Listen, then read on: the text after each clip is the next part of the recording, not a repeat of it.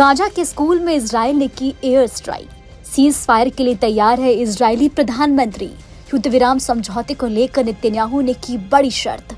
उत्तरी गाजा में हमास के आतंकियों पर रोक की मांग। जैसा कि आए दिन हमास और इजराइल के बीच युद्ध को लेकर खबरें सुनने को मिलती रहती हैं। इसी बीच 9 महीने में गाजा में चल रहा ये संघर्ष खत्म हो सकता है। इसके लिए इजराइल के प्रधानमंत्री बेंजामिन नेतन्याहू ने शर्त रखी है।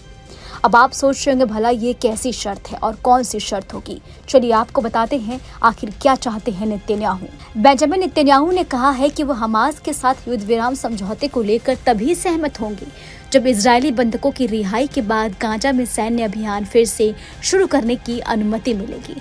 न्यूज एजेंसी सिन्हुआ ने बताया कि दोनों पक्षों के बीच बातचीत को आगे बढ़ाने के लिए मध्यस्थ काहिरा में वार्ता की तैयारी कर रहे हैं। इस बीच नेतन्याहू ने रविवार को संघर्ष को समाप्त करने के लिए अपनी 5 शर्तें रखी। बता दें, उन्होंने जोर देकर कहा कि जब तक युद्ध के सभी लक्ष्य पूरे नहीं हो जाते तब तक इजराइल को गाजा में अपना अभियान जारी रखने की अनुमति मिलनी चाहिए। उन्होंने इस बात पर भी जोर दिया कि समझौते में यह भी शामिल होना चाहिए कि हमास को मिस्र से गाजा में हथियारों की तस्करी करने से रोका जाए। साथ ही उत्तरी गाजा में सशस्त्र हमास आतंकवादियों की वापसी पर भी रोक लगनी चाहिए। आपको बता दें कि गाजा में अभी भी 100 से ज्यादा लोग बंधक हैं, जिनमें से कुछ के मारे जाने की आशंका है। नेतन्याहू ने कहा कि जहां तक हो सकेगा अधिक से अधिक बंधकों की रिहाई सुनिश्चित कराएंगे।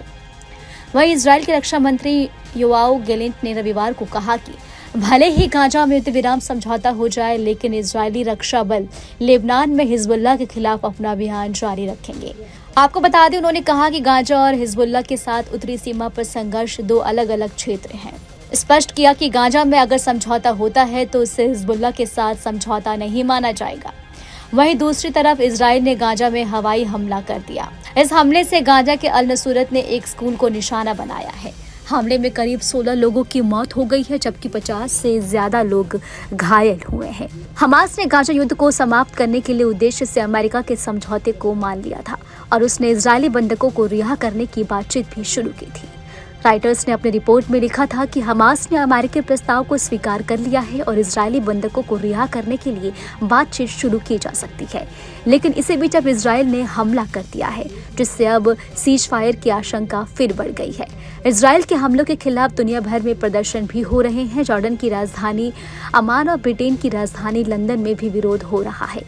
इजराइल के तेल अवीव में भी शनिवार को बंधकों की रिहाई के लिए लोग इकट्ठा हुए और प्रधानमंत्री नेतन्याहू के खिलाफ जमकर प्रदर्शन किया। हालांकि पुलिस ने उन्हें इस दौरान खदेड़ दिया। आपको हमारा वीडियो कैसा लगा हमें कमेंट बॉक्स में आप जरूर बताएं। देश दुनिया की तमाम और उत्तराखंड की छोटी बड़ी खबरों के लिए आप न्यूज़ चैनल को सब्सक्राइब करना बिल्कुल भी ना भूलें।